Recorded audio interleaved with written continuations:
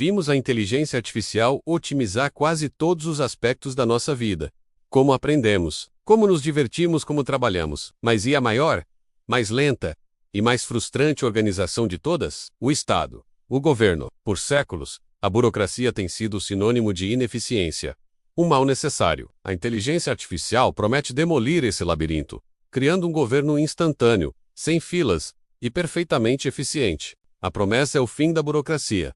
Mas o risco é o fim da privacidade e da própria política como a conhecemos. O governo como o conhecemos é uma máquina de atrito, projetada numa era analógica. Pense bem: abrir uma empresa, obter uma licença, receber um benefício. Tudo envolve formulários complexos, filas intermináveis e processos que podem levar meses. É uma experiência frustrante e que parece parada no tempo. E não é só na ponta do serviço. As decisões mais importantes, as políticas públicas que afetam milhões de pessoas, muitas vezes são criadas por políticos e gestores com base em dados desatualizados e intuição. É como um cirurgião a tentar fazer uma operação delicada com um martelo. Eles tentam resolver problemas complexos com ferramentas brutas, o que leva a resultados imprecisos e, muitas vezes, ineficazes. O resultado final de toda esta ineficiência, somada à corrupção e à falta de otimização, é um desperdício massivo de dinheiro público. Estamos a falar de trilhões de dólares dos contribuintes que poderiam ser usados para melhorar as nossas vidas, mas que se perdem nas engrenagens enferrujadas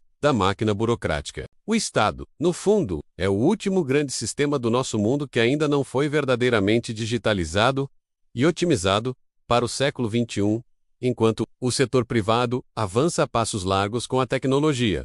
O setor público parece preso num loop temporal, a repetir os mesmos processos analógicos de décadas atrás. Mas, e se houvesse uma forma de mudar tudo isso? E se pudéssemos aplicar a mesma lógica que torna as nossas aplicações de telemóvel tão rápidas e eficientes, a maior organização de todas? A inteligência artificial pode tornar-se o sistema operativo do Estado do século XXI.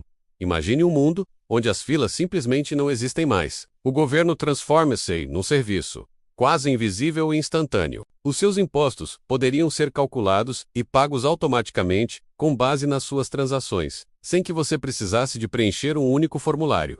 Benefícios sociais seriam depositados na sua conta, no exato momento em que a inteligência artificial detetasse a sua necessidade, seja por perda de emprego ou por uma emergência de saúde. Abrir uma empresa deixaria de ser uma saga de meses e tornar-se-á um simples comando de voz no seu assistente pessoal. E as decisões políticas, em vez de debates ideológicos intermináveis e baseados em achismos, uma inteligência artificial poderia simular o impacto de uma nova lei antes mesmo de ela ser implementada. Poderia mostrar-nos: simulação A, reduzir o imposto X vai aumentar o emprego em 0,8%, mas a desigualdade em 1,2%. Simulação B mostra que as decisões tornar-se-iam radicalmente mais inteligentes e baseadas em dados concretos, não em promessas vagas. Nas cidades, a inteligência artificial poderia gerir o trânsito em tempo real para eliminar congestionamentos, otimizar as rotas de recolha de lixo para poupar combustível e tempo, prever onde os crimes são mais prováveis de ocorrer, para direcionar o policiamento e até mesmo identificar buracos nas ruas antes que eles se formem. A promessa é uma cidade e um país que funcionam com a precisão e a eficiência de um algoritmo da Amazon. Um Estado que serve o cidadão de forma rápida, inteligente e econômica.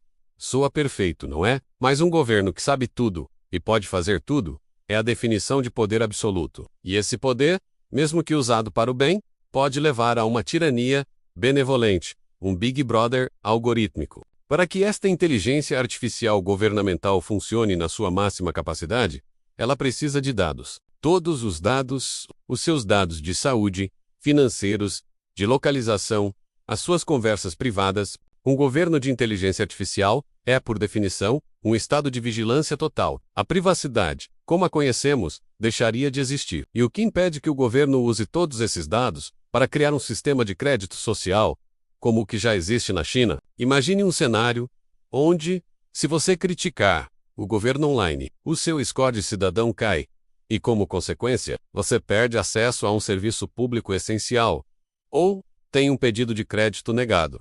A inteligência artificial pode tornar-se a ferramenta de controle social mais eficaz e subtil já criada na história da humanidade. Além disso, existe o perigo do preconceito codificado em escala nacional. Como vimos no nosso episódio sobre justiça, aí aprende com o passado.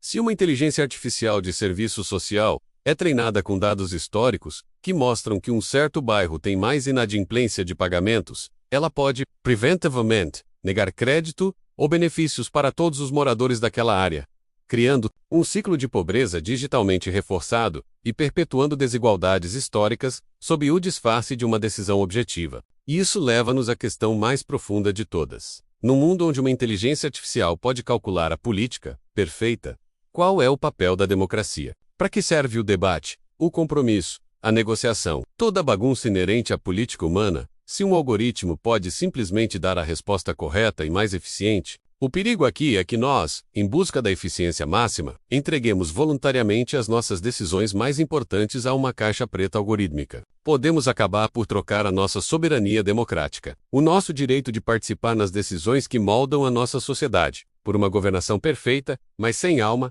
sem empatia e o mais assustador de tudo, sem prestação de contas. Quem fiscaliza? O algoritmo. A quem recorremos se a decisão da máquina for injusta? A inteligência artificial promete o fim da burocracia e um governo que finalmente funciona. Mas o preço pode ser a nossa privacidade e a nossa própria voz política. A questão que fica é: você aceitaria trocar um pouco da sua liberdade por um governo perfeitamente eficiente e livre de corrupção? Deixe a sua escolha difícil nos comentários.